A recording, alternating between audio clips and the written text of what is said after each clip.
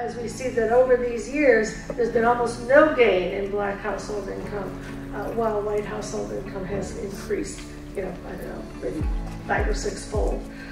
So that's a backdrop, right? That's a backdrop for the work that you're doing in schools. It's the backdrop that, schools have to be pushing against and making up for, because money does make a difference.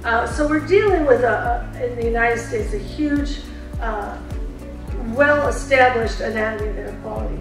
It starts with poverty and segregation, which are increasingly joined together in schools. We have a growing number of schools that are more than 90% low income and more than 90% African American and Latinx in California. That creates a particular set of very intense needs that have to be dealt with. California is the most segregated state in the country. For Latino students, it is the 3rd most segregated state in the country for black students. So we are not immune from what we often think about as the segregation that was true in southern states, and this is in the education system. So we have a lot of unpacking to do there. Linda, I can't say enough. This is like America's education star, right? She is, by far, for many, many years now, been an advocate for equity and at every level, at the federal, the state level, and her work is so influential. Our schools were designed to get the results they get now. Perfect. If you're not satisfied with the results, you have to ask yourself what needs to change.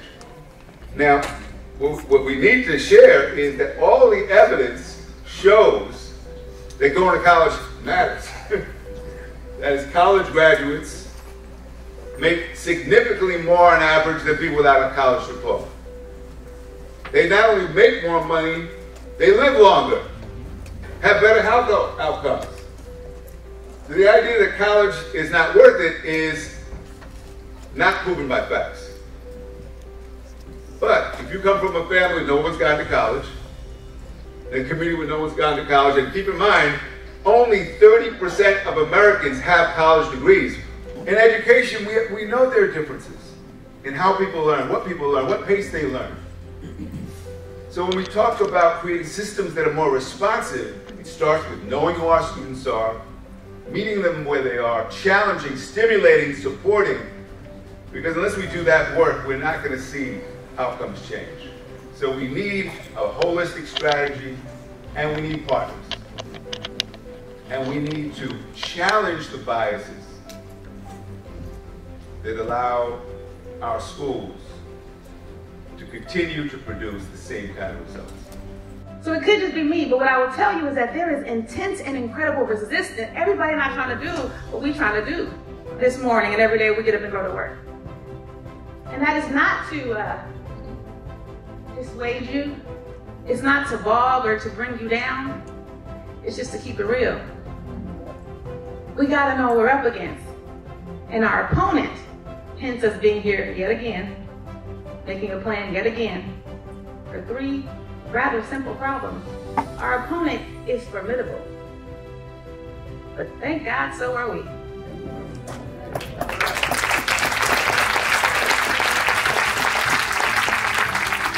I'm incredibly honored to be the superintendent of Berkeley Unified School District, the home of revolution, the home of revolutionaries. I'm incredibly honored to be in this room of revolutionaries, whether you be from Berkeley or not. But I am super, super inspired by the possibility of us actually pulling it off this time. The babies are waiting. The families are waiting.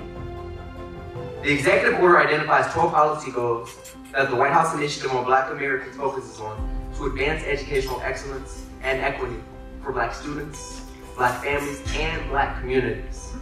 Based upon the Civil Rights Data Collection, in the 2021-22 school year, 41% of Black students missed 10 or more percent of school in a given year.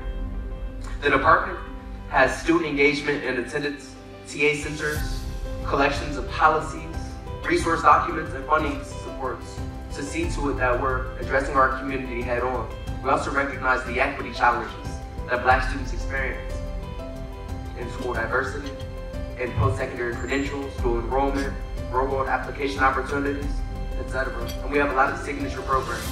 But what we do is show opportunities that are possible, and we captivate opportunities to give communities that may not have a voice. We also have have held this position for some time, the largest enrollment of Black and African American students in the entire California State University system. Out of all 23 institutions, no one serves more Black students than we do.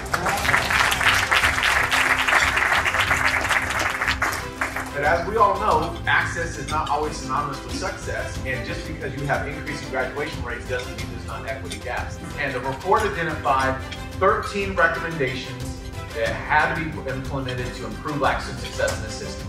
13 recommendations reminiscent of the 13th Amendment. We came up with not 3 interventions, not 5 interventions, not 10 interventions, but one thing that we were going to do and one thing that we were going to do well, and that was to establish a Black Honors College. So the Black Honors College is an institution within the institution. It's specifically designed to serve students who are interested in Black history, life, and culture. They know that they can come to a place like Sacramento State so that when they're going off to other states that are banning critical race theory and African American studies and DEI, that they can see Sacramento State as the North Star of the West, where they can come and they can know that they're not just going to be put on the brochure or on the website, but they're going to come and actually have an experience that's rooted in them. No matter how we slice it, using the most recently available federal data, Black students were being excluded and punished more than white students, than students generally, than non-Black students, no matter how we slice it. So here's what it looks like right now. When we look at all students, Black students are 3.9 times more likely to be experiencing suspension generally. Among boys, 3.5 times. Among girls, 5 times. Students with disabilities, 2.8 times. No matter which subpopulation you look at, Black students are being suspended more. These districts had these low discipline rates, but they also served Black students. The first thing I found was the school districts that had the lowest discipline rates almost exclusively did not serve Black students. So I said, where are the Black student serving districts with low discipline rates? So I identified these districts. And then I talked to their superintendents, superintendent staff, the administrative suite, and then folks in the principal offices at various schools. What I found was they made big down payments and then steady investments. What does that mean? When they did training in restorative practices, everybody got training in restorative practices. The summer was about learning how to use these practices